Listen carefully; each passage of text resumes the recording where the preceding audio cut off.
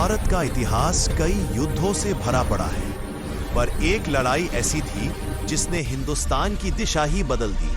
पानीपत की पहली लड़ाई। 12,000 बनाम 1 लाख। ये कहानी है मुगल बादशाह बाबर की, जिसकी रणनीति ने संख्या को हरा दिया।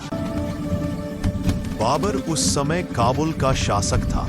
उसकी नजर हिंदुस्तान पर थी, लेकिन दिल्ली पर राज कर रहा था इब्राहिम लोदी, एक ऐसा सुल्तान जो बहादुर तो था मगर रणनीति में कमजोर। बाबर जानता था कि अगर उसने भारत पर शासन करना है तो पहले लोदी को हराना होगा। बाबर ने अपनी छोटी लेकिन अनुशासित सेना को चुना। सिर्फ 12,000 घुड़सवार, पर हर सैनिक प्रशिक्षित, हर चाल सोची समझी। उसने तोपों और बंदूकों को लड़ाई की रीढ़ बनाया। उसके 2 तोपची, उस्ताद अली और मुस्तफा, ओटोमन तुर्की से आए थे।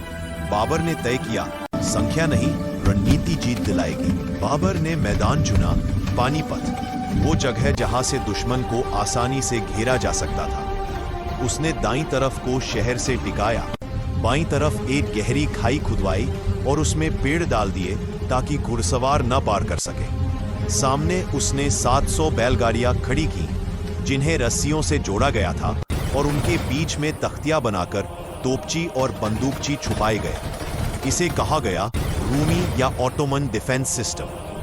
21 अप्रैल 1526 की सुबह तोपों की पहली गूंज के साथ इतिहास जाग उठा। उस्ताद अली और मुस्तफा ने तोपें दागी और बाबर के तीरंदाजों ने आसमान को तीरों से ढक दिया।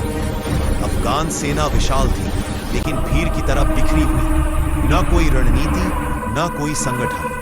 बाबर ने तुलगमा चाल चली, दोनों किनारों से अपनी घुड़सवार टुकड़ियां भेजी, जो जाकर अफगानों के पीछे से हमला करने लगी। अब अफगान सेना फंस चुकी थी। सामने से तोपें, किनारों से घुड़सवार और पीछे से हमला। इब्राहिम लोदी ने बहादुरी से लड़ाई की, पर उसकी सेना अफरा तफरी में टूट गई। इतिहास कहता है, बाबर के सैनिकों ने अपने तीरों और घोड़ों से लोदी की भारी सेना को चीर दिया। 20,000 से ज्यादा अफगान सैनिक मारे गए और खुद इब्राहिम लोदी युद्ध भूमि में वीरगति को प्राप्त हुआ।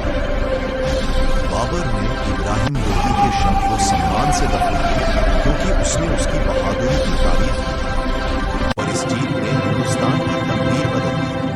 यही थी वो लड़ाई जिसने मुगल साम्राज्य की नींव रखी और आने वाले 300 सालों तक भारत की राजनीति को आकार दिया।